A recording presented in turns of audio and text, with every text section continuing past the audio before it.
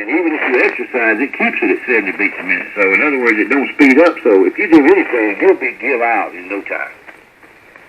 You want to hear something funny? I was on a beta blocker for 25 years. And, it kept my heart rate down. Like it controls your heart like a governor. It keeps it from over-racing. And all of a sudden, 25 years later, I was getting dizzy.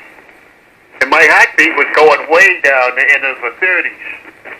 I went to the cardiologist. He says, we got to take you off the beta block. I said, I've been on that for 25 years. Never bothered me like that. He says, when you get older, your body chemistry changes, and that's what happens. You got to come off of it. He gave me something else. Well, isn't that considered basic meds? Basic what? Meds in aviation.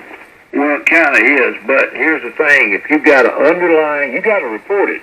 See, if you've got an underlying heart condition that's just now being treated, that's what they're saying, a new one. Now, if you've been, like he said, if you've been treated for 20 years, no, it wouldn't be disqualifying.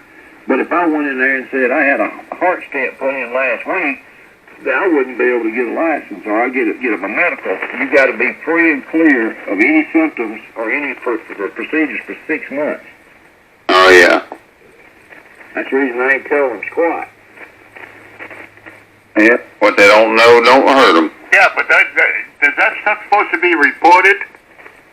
Well, yeah, it's supposed to be. You're supposed to be. It's kind of like an honesty policy. You're supposed to tell them. Yeah. Yeah. They don't have the personnel to go out and search and check. All right, Frank, here's a good example. Any kind of mental condition would cause you to be disqualified. So let's just say your wife died and you was depressed and you decided to go see a psychiatrist and he prescribed you some Xanax, for a short term. That would automatically disqualify you from flying. Yeah, you don't want pilots up there on Xanax. Well, they do the same thing with gun permits now, too.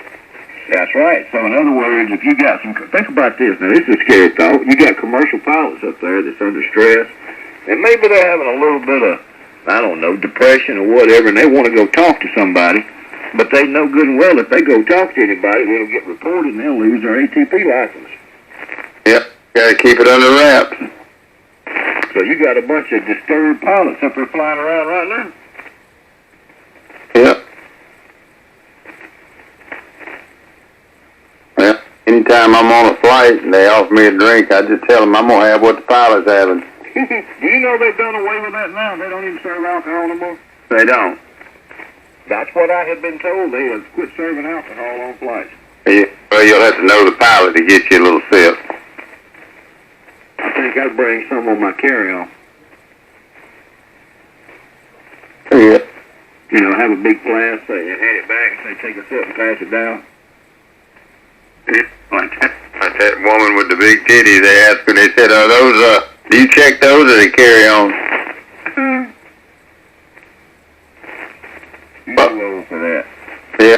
I'm going to get out of here, guys. I'm going to go take a cruise. It's cooled off enough and then come back and take my shower and all that. I will catch y'all. Try to make it in there tomorrow there, Chip. Guys, enjoyed it. Toodles, both of you. N4AZ. All right, dude. All right.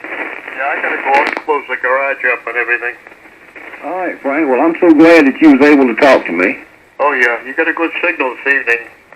Show up there in the morning with Bill. Bill checks in with us in the morning sometimes. Yeah, I don't know what's going on with him. I called him a while ago. He ain't answered his phone, so he's either fell asleep in the chair or he's turned his phone off. Either way. All right, AJ4MT. Talk to you tomorrow. Okay there, Chip. Have a good night. KA1WJ.